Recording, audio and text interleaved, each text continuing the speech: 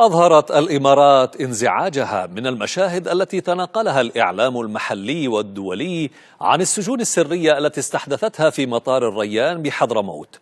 معتقلات سرية كشفت عن الوجه القبيح للإمارات التي طالما تصنعت أمام العالم بينما ترتكب الانتهاكات في الظلام والغرف المغلقة.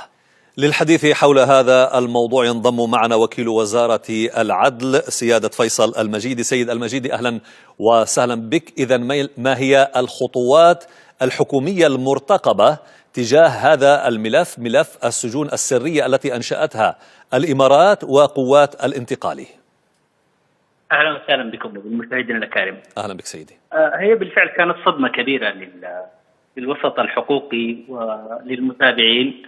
صحيح أنه كانت هناك تقارير وثقت كثير من هذه الجرائم من شأن، لكن حقيقة نزول الفرق الحقوقية وكذلك السلطة المحلية بمحافظة حضرموت ورؤية تلك المعتقلات والزنازين يعني بشكل مباشر وتحريز العديد من المتفجرات وأدوات التعذيب كانت بالفعل مشاهد صادمة، رغم أن هناك حقيقة تأكيدات ميدانية من خلال تواصلنا مع هذه الفرق بأن الإمارات أو القوات التابعة لها قبل الخروج قامت بإتلاف عديد من الأدلة وعديد من الوثائق، وحتى البعض تحدث معي أنه تم حرق يعني بعض الزنازين وبعض والوثائق حتى لا يتم الحصول على البيانات، لكن مع ذلك كانت حقيقة الآثار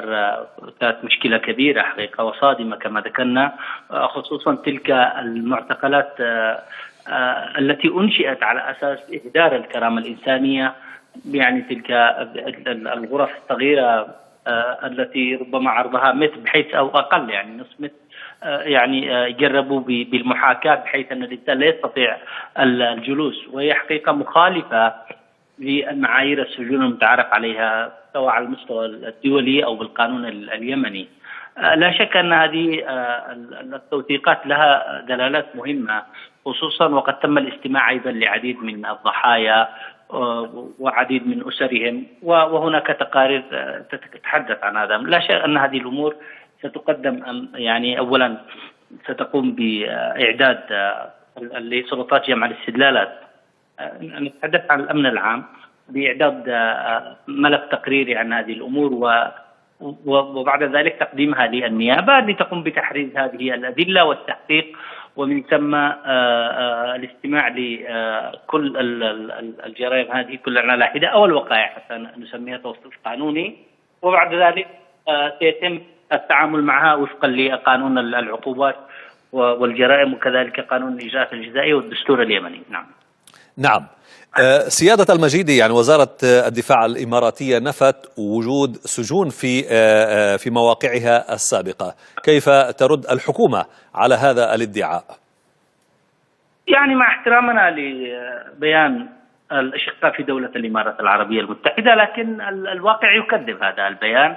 هناك لدينا يعني مشاهدات على أرض الواقع، وتعلم بأن العين يعني لا يمكن أن تكذب، وكذلك العدسات، وهناك توثيق حقيقي لمثل هذه الانتهاكات، رغم كما ذكرت لك أنهم حاولوا بالفعل إتلاف كثير من الأدلة. يعني لا نعلم ما سبب وجود تلك المتفجرات وتلك أدوات على شكل هدايا. هم يعني يتحدثون بأنه كان هناك مكافحة للإرهاب وغيرها، لكن يعني ما حصل عليه أو ما عثر عليه فيه إعداد لاغتيالات، وهناك أدوات تعذيب وهناك زنازل، وإضافة طبعا إلى أن الناس تحدثوا والضحايا وأسر الضحايا. يعني لو أنك استمعت إلى تقارير سابقة تحدث أحدهم عن أنه مثلا مكث في السجن 177 يوما قبل أن يتم الاستماع له، وبالتالي الوقائع والأدلة والمرئيات والتوثيق يكذب ما ورد حقيقة في هذا البيان. نعم. وكيل وزارة العدل فيصل المجيدي، شكرا جزيلا لك.